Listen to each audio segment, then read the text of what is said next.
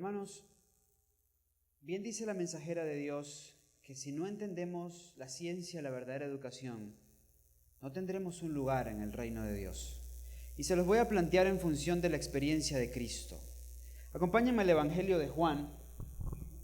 Evangelio de Juan en el capítulo 1. Bueno, ya está funcionando la presentación, miren. En el Evangelio de Juan, en el capítulo 1, el versículo 11, nos leemos lo siguiente. En una de las introducciones para mí más magistrales en todas las Escrituras, Juan, hablando del verbo de vida, dice lo siguiente: a los suyos vino y los suyos no le recibieron. Hablando del primer advenimiento de Jesús, el apóstol amado dice: Jesús vino a los suyos, pero los suyos no le recibieron. Sin embargo, él no hace mucho hincapié en por qué no le recibieron. Respuestas más concretas en cuanto a ello lo encontramos en la revelación profética a través de Ellen White. Y por eso leemos lo siguiente en El deseado de todas las gentes, página 276. Leemos la siguiente declaración, deseado de todas las gentes, página 267. Hablando de los que rechazaron al Mesías, dice así: esperaban que Cristo les daría los ricos y costosos mantos de sus conquistadores. Todos los corazones palpitaban con la orgullosa esperanza de que Israel sería pronto honrado ante las naciones como el pueblo elegido del Señor, y Jerusalén exaltada como cabeza de un reino universal. Luego dice: Cristo frustró esas esperanzas de grandeza mundanal. En el Sermón del Monte trató de deshacer la obra que había sido hecha, ¿por qué? Por una falsa educación, y de dar a sus oyentes un concepto correcto de su reino y de su propio carácter. La profeta aquí explica el por qué Jesús vino a los suyos y los suyos no le recibieron. ¿Saben cómo Satanás los inhabilitó para poder recibirlo? A través de una obra de falsa educación. Así trabajó con el pueblo de Dios en el marco del primer advenimiento de Cristo. Y Satanás no cambia su fórmula. No está haciendo algo diferente en el marco del segundo advenimiento de Cristo. Y a través de la falsa educación está inhabilitando a muchos incluso de los que decimos ser parte del pueblo de Dios, para poder recibir a Cristo en gloria y majestad, como nuestro Señor ha de venir pronto. ¿Me hago entender? Pero veamos algo más en cuanto a esta obra. Bien dice Mente, Carácter y Personalidad en el tomo 1, en la página 53. Ahora como nunca antes necesitamos entender la verdadera ciencia de la educación. Pues si dejamos de entender esto, ¿cuándo? Nunca tendremos un lugar en el reino de Dios. ¿Y por qué nunca? ¿Por capricho de Dios? No, porque la obra de la falsa educación nos inhabilita para poder participar del reino de Dios. Así de sencillo. Y todo lo que se ha venido tratando, lo que se habló esta mañana en cuanto a la relación entre la educación y la redención, lo que ha venido tocando Joshua White, lo que tocó el hermano Daniel anoche, todo está dirigido a esto. Porque mientras más nos apartemos del camino de la ciencia de la verdadera educación, más nos apartamos del camino de la salvación. Dice, para ampliar aún más la importancia de este mensaje, Joya de los Testimonios, tomo 2, página 412, dice: la ciencia de la verdadera educación es la verdad.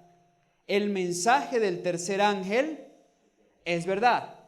Entonces, como adventistas del séptimo día, no en tiempo reciente, pero históricamente se nos ha conocido como el pueblo de los tres ángeles, como el pueblo del mensaje de los tres ángeles de Apocalipsis capítulo 14.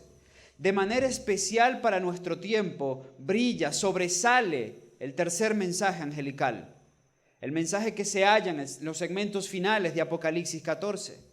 Mucho se ha dicho en cuanto a este mensaje y lamentablemente la mayoría de lo que se ha dicho para distorsionar la pureza de ese mensaje. Pero la profeta, hablando en cuanto al mensaje, dice: ¿la verdadera educación es verdad? El mensaje del tercer ángel es verdad. ¿Qué está diciendo? ¿Qué está diciendo? Que la obra de la verdadera educación y el mensaje del tercer ángel van de la mano, pues son lo mismo. Mismo ejercicio hace. En la Review and Herald, 19 de abril de 1890, lo podemos encontrar en el Evangelismo, página 143, párrafo 2.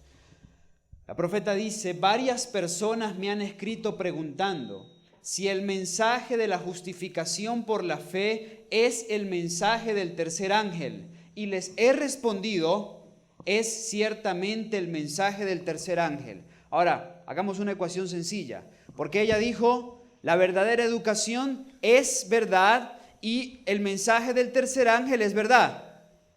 Y luego dice, el mensaje del tercer ángel es el mensaje de la justificación por la fe. ¿Entienden la ecuación? Es decir, esto va ligado a esto y está íntimamente ligado a esto.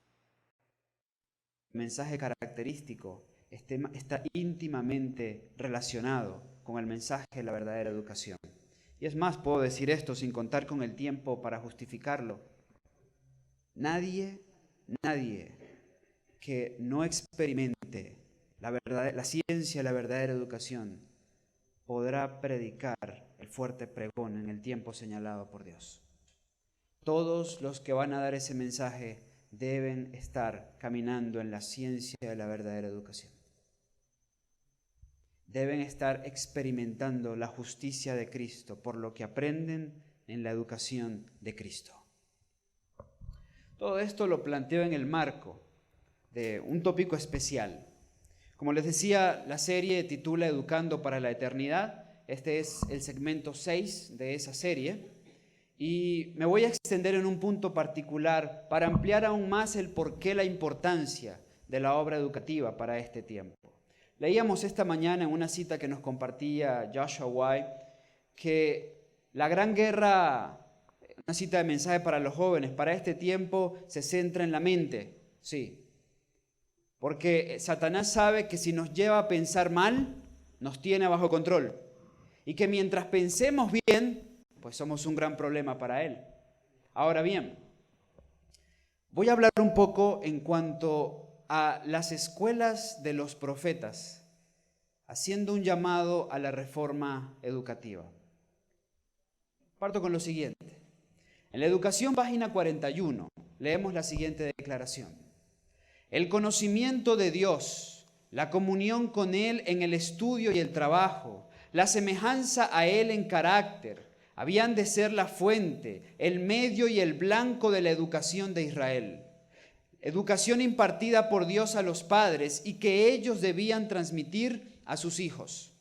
Con los hermanos de la institución, como les decía, hemos compartido las bases, lo previo a esto. Vimos cómo Dios trabajó educando en el Edén. Vimos cómo Dios trabajó con el pueblo en el desierto, cómo utilizó el santuario como una herramienta educativa para enseñarles limpieza, orden, pulcritud, puntualidad, en fin. Vimos cómo Dios estableció el modelo educativo para el pueblo de Israel. En el plan de Dios, después de la caída, los padres debían transmitir a los hijos lo que Dios como maestro de los padres les enseñara. Sigue diciendo, ahora en Patriarcas y Profetas, página 642, el Señor mismo dirigía la educación de Israel.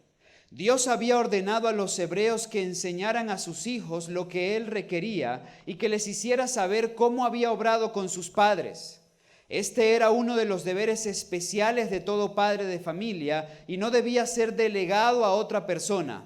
En vez de permitir que lo hicieran labios extraños, debían los corazones amorosos del padre y de la madre instruir a sus hijos.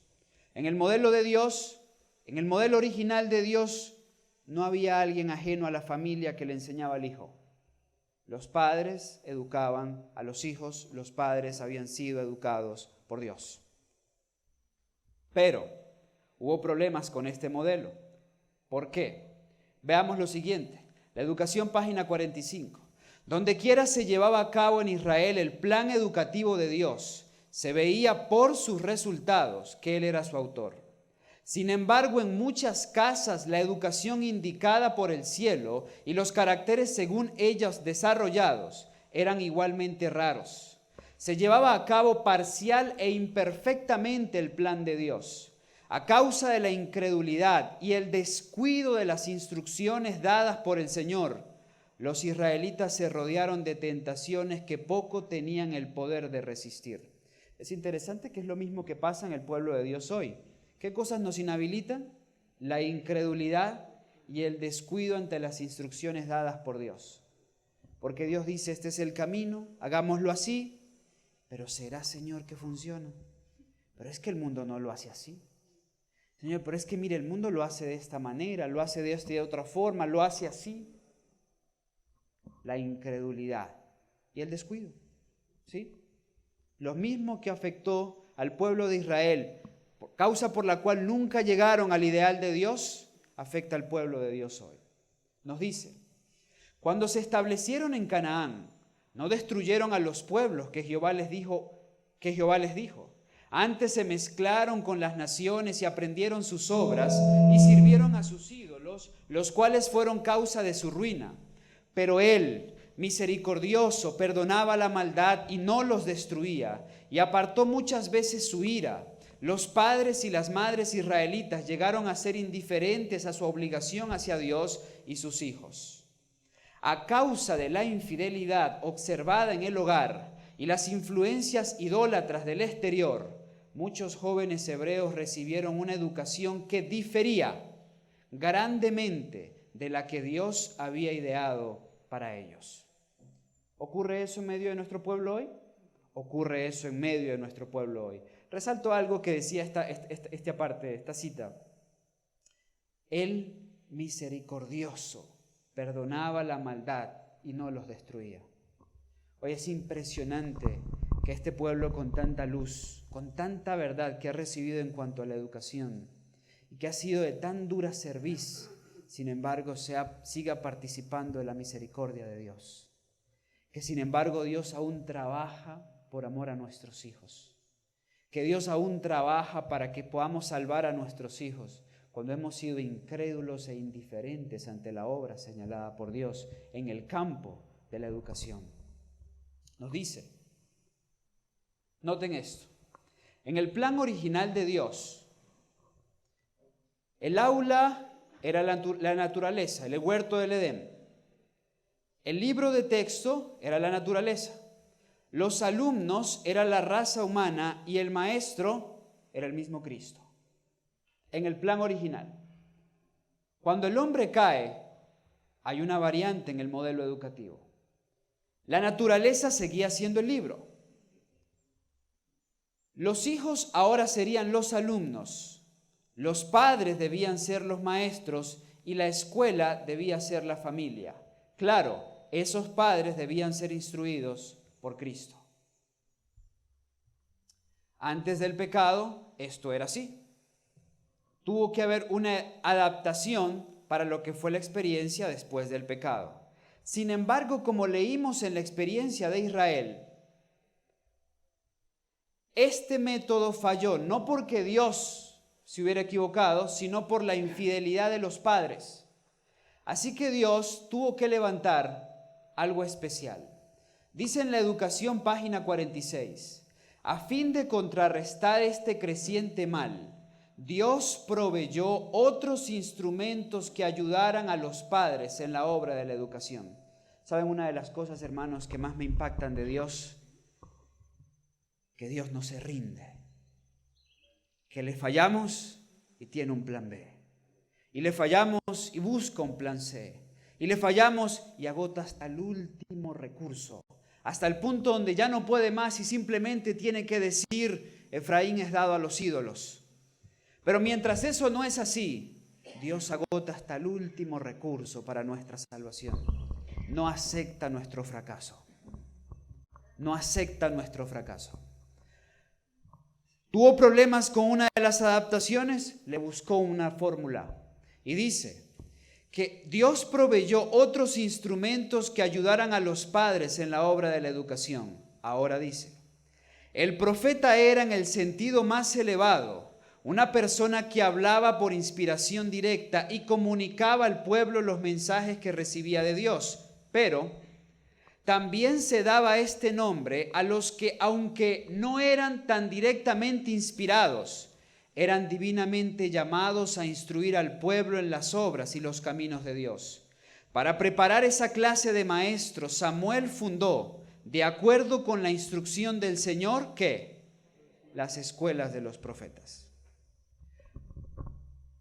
No sin antes avanzo con la escuela de los profetas, recordando algo expresado. ¿Cuál era el plan ideal de Dios? Aún después del pecado, los padres se debían encargar de la educación de los hijos. Como hubo problemas con ello, porque los padres no eran consistentes, no eran fieles, no tenían el temor a Jehová en sus corazones, entonces Dios busca una adaptación más y dice: hagamos escuelas. En el propósito de Dios, hermanos, en el propósito original de Dios, aún después del pecado, esto no debía existir. Esto que es una escuela misionera, que cada día es más una escuela misionera y menos un reformatorio, esto no debía existir. No iba a ser necesario que existieran este tipo de escuelas. Los padres eran los que debían hacer el trabajo, que ahora iban a tener que hacer maestros. Otras personas con ciertas características, personas que debían ser instruidas bajo ciertos parámetros para que pudieran fomentar la piedad en medio del pueblo de Dios. Y esos fueron los profetas. Ahora, claro algo, cuando pensamos en un profeta, nosotros pensamos en alguien que recibe visiones y sueños y transmite lo que recibió en esas visiones y sueños. La mensajera de Dios nos dice que no precisamente eran eso, porque profeta se le llamaba también aquel que instruía de parte de Dios, aquel que hablaba de parte de Dios, así no recibiera ningún tipo de visión o no diera ningún tipo de profecía. ¿Me hago entender? Ahora bien, dice la educación, página 46, estas escuelas tenían por objeto servir como barrera contra la corrupción que se propagaba por todas partes, atender al bienestar mental y espiritual de la juventud y estimular la prosperidad de la nación, proveyéndola de hombres preparados para actuar en el temor de Dios como directores y consejeros. ¿Cuál era el propósito de estas escuelas? Saben, recientemente se han levantado muchísimos lugares que dicen llamarse escuelas, pero que están apartados del propósito original de este tipo de escuelas. Por ejemplo, estas escuelas tenían por objeto servir como ¿qué? Como barrera contra la corrupción que se propagaba por todas partes. Debían velar por el bienestar mental y espiritual de la juventud y estimular la prosperidad de la nación, proveyéndola de hombres preparados para actuar en el temor de Dios. Muchos hemos pensado que estas escuelas son para hacer burbujas y introducirlas en el olvido, por allá adentro, aislados de la sociedad, aislados de la gran obra y de la gran comisión que Dios nos ha señalado. ¿Me hago entender?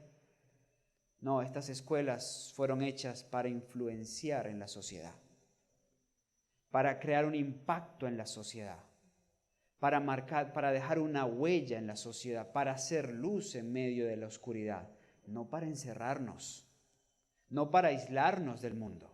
Por cierto, doy muchas gracias a Dios que ha dado gracia y sabiduría a estos lugares. Ahora pronto, en medio de una situación crítica que tenemos en el Quindío, la tasa de suicidio en el Quindío es alarmante. Bueno, les digo, hace 3 días se quitó la vida un joven, unos metros allá abajo. Y el Señor nos ha dicho, hagan trabajo social, hablen del amor a la vida, impacten al mundo, impacten las comunidades, sean luz. Estas escuelas tienen originalmente ese llamado. Estas escuelas, por cierto, fueron levantadas para contrarrestar las decadencias aún existentes en el marco denominacional. Sí, Porque para el tiempo cuando fueron fundadas originalmente, había una iglesia denominacional establecida y se llamaba la Iglesia de Israel, cuyo sistema había entrado en decadencia. Estas escuelas fueron llamadas para no sumarse a la decadencia, para levantar lo que tenía que ser levantado, para restituir lo que tenía que ser restituido, para preservar el mensaje que debía ser preservado. Estas escuelas fueron levantadas para sumar en la obra de Dios. Noten lo siguiente. Bueno, parece que tenemos todo sumado en contra hoy. A ver, Omar se quedó sin... Creo que es sin pila. ¿Sí? Bien. Bueno, ¿me ayudan por favor desde adentro entonces, por favor? Ok, entonces, gracias Daniel, muchas gracias.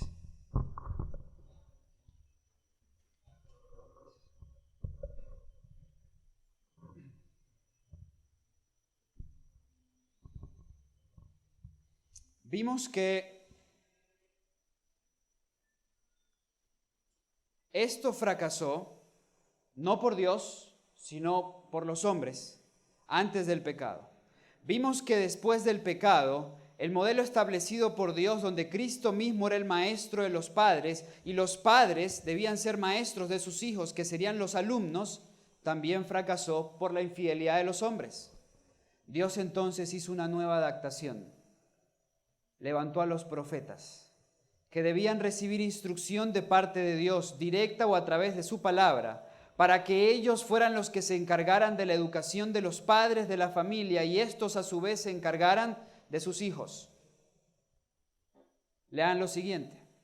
Con este propósito, Samuel reunió grupos de jóvenes piadosos, inteligentes y estudiosos, que recibieron el nombre de los hijos de los profetas.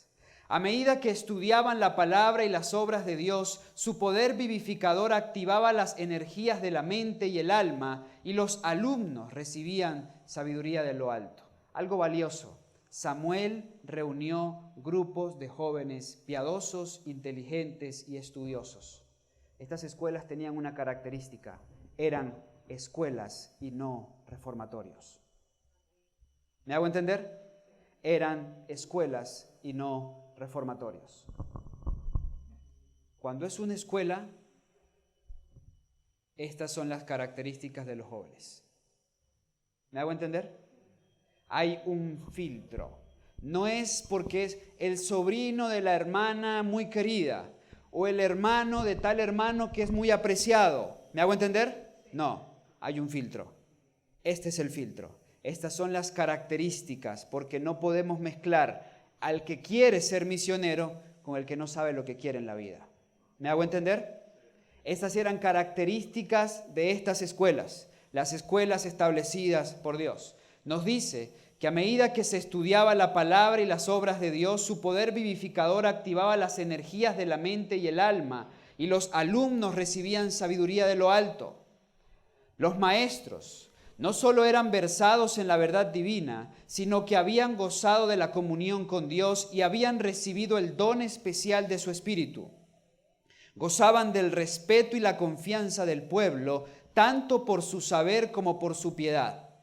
En los días de Samuel habían dos escuelas tales, una en Ramá, donde vivía el profeta, y otra en Kiriat Yearim. En años posteriores se establecieron otras.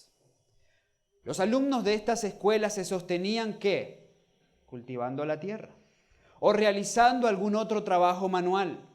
Todo joven, ya fuera de padres ricos o pobres, aprendía un oficio. Aunque debiera educarse para desempeñar un oficio sagrado, se consideraba que el conocimiento de la vida práctica era un requisito esencial para prestar la mayor utilidad posible. ¿Será que pierden vigencia estos principios de educación? No. Son tan vigentes hoy como lo eran en aquel entonces. Mismo libro, página 47.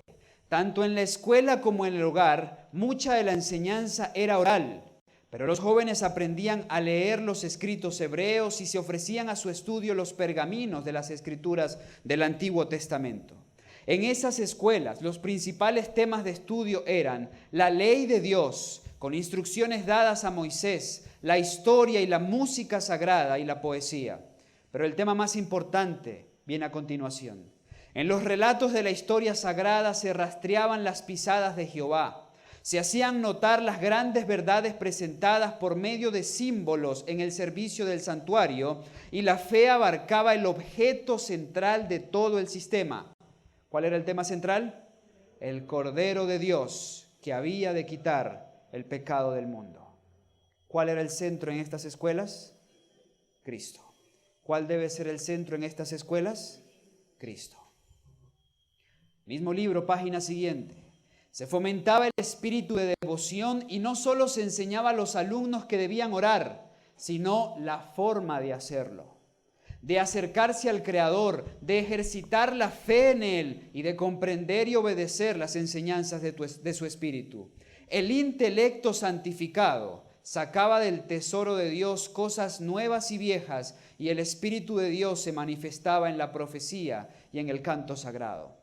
No estoy hablando de la base, la verdadera educación, que es el desarrollo armonioso de lo físico, mental y espiritual, pero seguramente lo han visto implícito aquí, ¿verdad? Se debía desarrollar lo físico, se debía desarrollar lo mental y se debía desarrollar lo espiritual. Para mí es muy diciente el ejemplo de nuestro Dios. Y permítame abrir un paréntesis aquí. Cuando Dios hizo al hombre, suelo ilustrarlo a los chicos para que puedan ver al Maestro Divino. Lo tomó del polvo. Según las Escrituras, la tierra era roja porque Adán significa hombre rojo. Y Dios lo tomó del polvo y lo hizo átomo por átomo, molécula por molécula, tejido por tejido, órgano por órgano, sistema por sistema, y finalmente sopló aliento de vida. No respondan mis alumnos. ¿Qué fue lo primero que Dios puso a hacer al hombre después de eso? ¿Qué fue lo primero que lo puso a hacer? Cultivar la tierra, dicen por acá. Ponerle nombre a los animales. Bien, me encanta haber escuchado eso. Danielita dice descansar. Sí, lo primero que Dios puso a hacer al hombre fue descansar, hermanos.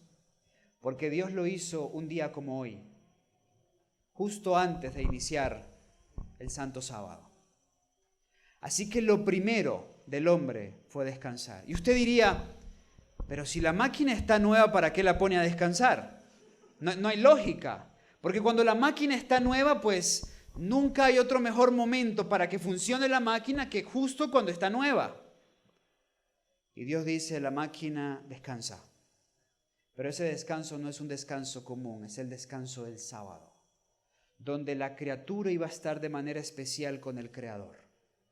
Un descanso que promovería el desarrollo de sus facultades espirituales. Jehová le estaba mandando un mensaje a la nueva raza. Lo primero, lo mejor, soy yo. Lo primero que debes desarrollar día tras día es lo espiritual. Después Dios lo llama y le dice a Adán, ¿ves todo esto? Es el huerto. Y dice Génesis 2:15, to keep, to dress, guárdalo, vístelo, trabaja en él. ¿Para qué lo mandó al huerto? ¿Para que ejercitara qué? ¿Para que desarrollara qué? Lo físico, sus facultades físicas, y a la vez fortaleciera lo espiritual. Y en el tercer lugar le dice, bueno, ya has desarrollado lo espiritual, ya vienes desarrollando lo físico, aquí están los animales, póngales nombre. ¿Qué estaba desarrollando ahí? Lo intelectual. El Maestro Divino nos da el ejemplo.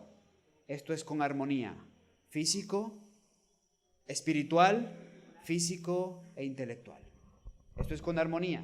Y estas escuelas tenían esto muy claro, y estas escuelas deben tener esto muy claro. Lo primero y lo mejor es ¿para quién? Después que venga lo físico, y entonces nuestro cuerpo y nuestra mente estará preparado para fortalecerse a nivel intelectual. ¿Me hago entender? Voy cerrando. Estas escuelas llegaron a ser uno de los medios más eficaces para estimular la justicia que engrandece a la nación. en escala no pequeña, contribuyeron a poner el cimiento de la maravillosa prosperidad que distinguió los reinados de David y Salomón. La Biblia poco nos habla de ellos para este periodo, pero la profeta es enfática cuando nos dice: el pueblo de Israel jamás hubiera alcanzado la grandeza alcanzada en los días de David y Salomón si las escuelas de los profetas no hubieran estado detrás. Fueron las escuelas de los profetas las que pusieron estas bases. Lamentablemente, nos dice Profetas y Reyes, página 169, las escuelas de los profetas establecidas por Samuel habían caído en decadencia durante los años de apostasía que hubo en Israel.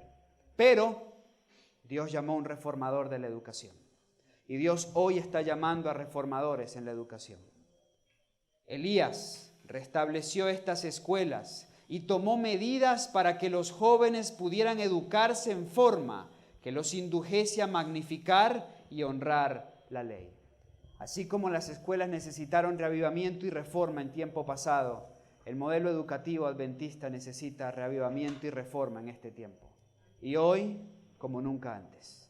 Y para ello Dios está llamando a hombres. Y yo creo, hermanos, para ello Dios ha apartado este momento en el tiempo y el espacio para que podamos recrearnos en la ciencia y la verdadera educación y salir con el ánimo y la prontitud necesaria para poder ser reformadores en la educación. Dice, finalmente, esas escuelas entraron en decadencia, entonces había ahora problema aquí, había problema aquí y ahora también había problema aquí porque esto estaba en decadencia, pero no estaba absolutamente destruida. Dios lo que necesitaba es que se reforme, que vuelvan a las sendas antiguas, como dijo el Señor a través del profeta Jeremías. Por eso levantó al reformador de la educación, a Elías en el Antiguo Testamento. Elías restableció estas escuelas y tomó medidas para que los jóvenes pudieran educarse en forma que los indujese a magnificar y a honrar la ley. En el relato se mencionan 3 de esas escuelas. Una estaba en Gilgal, otra en Betel y la tercera en Jericó. Precisamente antes que Elías fuese arrebatado al cielo, visitó con Eliseo estos centros de educación. ¿Qué hizo? El profeta de Dios repitió entonces las lecciones que le había dado en visitas anteriores. Instruyó especialmente a los jóvenes acerca de su alto privilegio de mantenerse lealmente fieles al Dios del cielo. También grabó en su mente la importancia que tenía el dejar que la sencillez caracterizase todo detalle de su educación. Hoy que estuvimos aprendiendo, lo importante que la educación sea sencilla, lo menos artificial posible.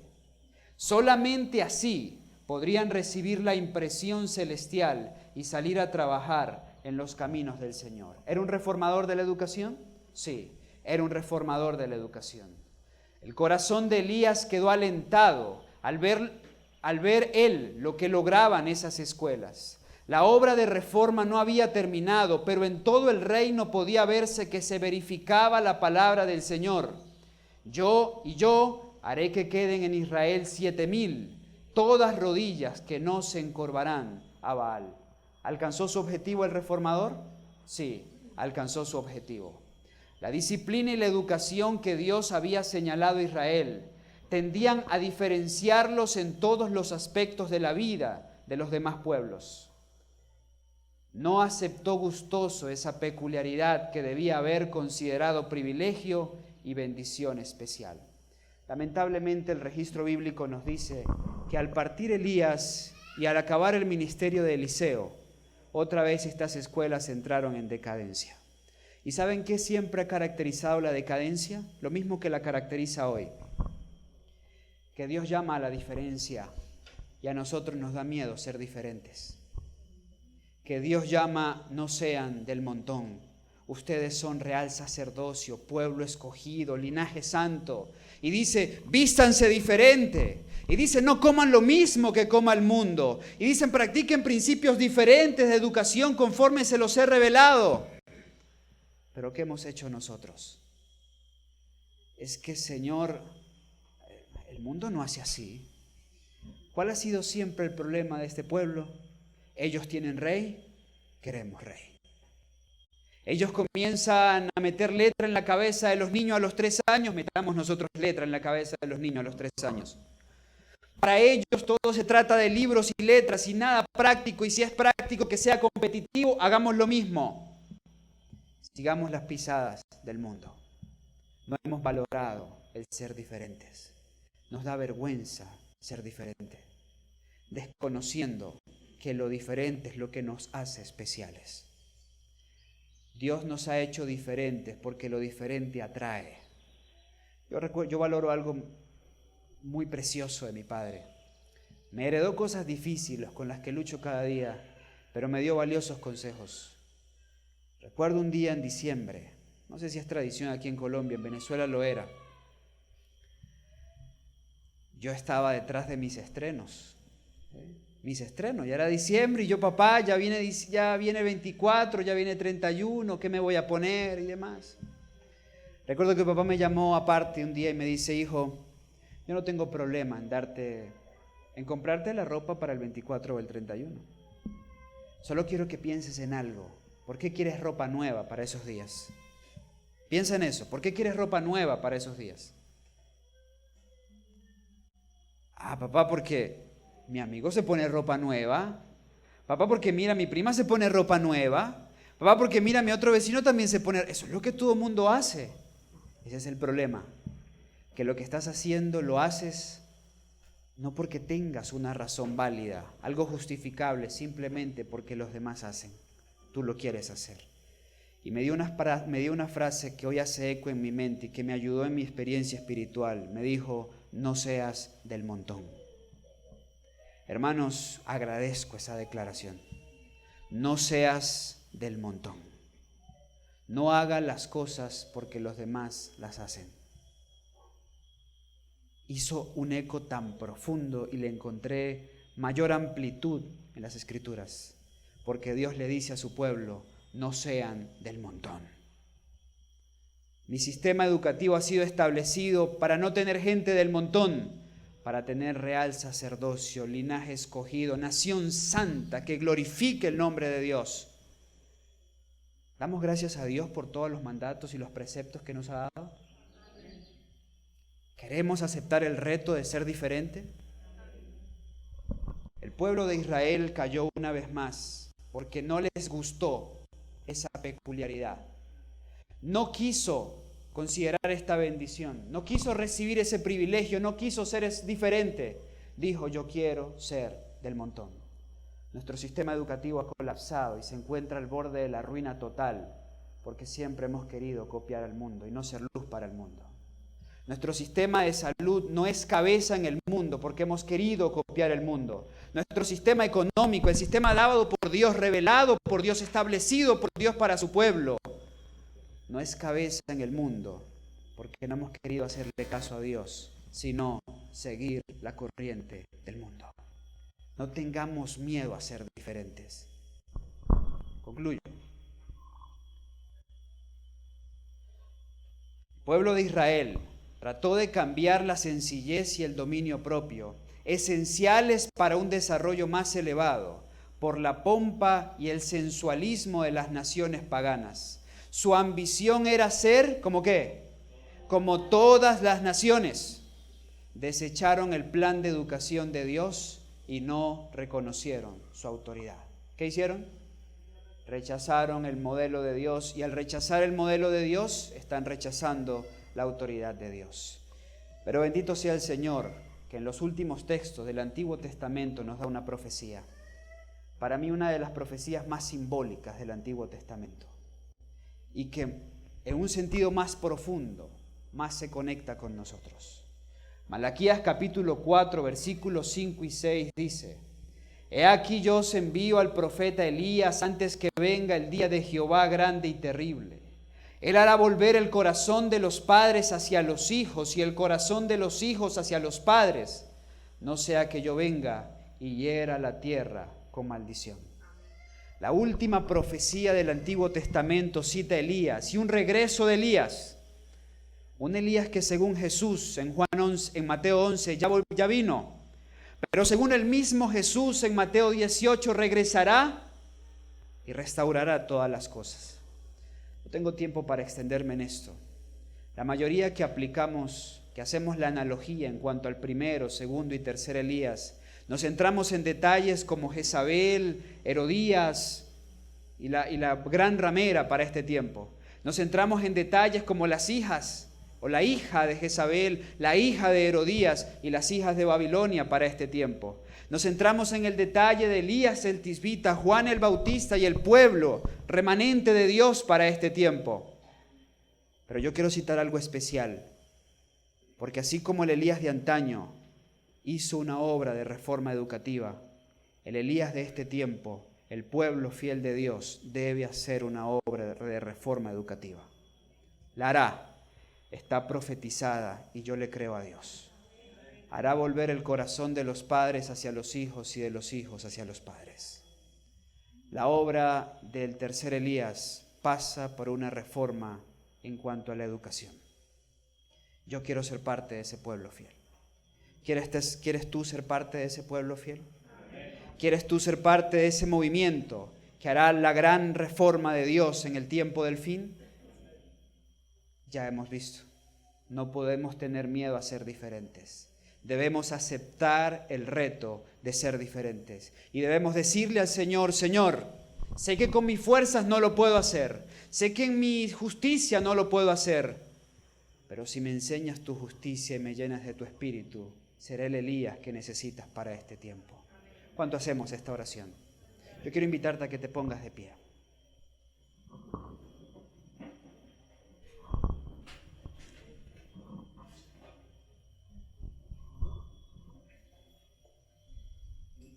Yo estoy aquí, en esta institución, no solo por el profundo amor que tengo hacia ella, por haber sido un instrumento de Dios de restauración en mi vida, sino porque creo en la obra de la verdadera educación. Y porque sé que con un ejército bien preparados, como el que nuestros jóvenes pueden conformar, pronto, muy pronto, se proclamará al mundo el mensaje de la salvación. Esto no lo hará la nueva teología. Yo sé que tengo que luchar contra la nueva teología. Esto lo hará, esto se hará en espíritu y en verdad. Esto se hará bajo la sombra del Omnipotente. Yo te quiero invitar para que hagamos una oración. Allí donde estás, inclina tu rostro. Padre Celestial, a esta hora, Señor, aceptamos el reto de ser diferentes. Perdónanos por nuestra incredulidad. Perdónanos por nuestra indiferencia. Y danos de tu Espíritu Santo, Señor, para abandonar nuestra justicia, que es trapo de inmundicia, y para caminar en la revelación de la justicia del Cordero de Dios que quita el pecado del mundo. Señor, aceptamos también el reto de ser reformadores de la educación. Y por eso afirmamos el llamado que nos has hecho y te agradecemos porque has apartado en el tiempo y en el espacio este evento especial. Señor, dirige a cada orador, bendice a cada una de las personas que dirigirán un mensaje como instrumentos tuyos en este seminario, en este congreso, y que sean tus instrumentos para mostrarnos el camino que debemos de seguir. Gracias, Padre, por tus bendiciones. Gracias por este santo sábado que inicia. En el nombre de Jesús nuestro Señor. Amén, Padre.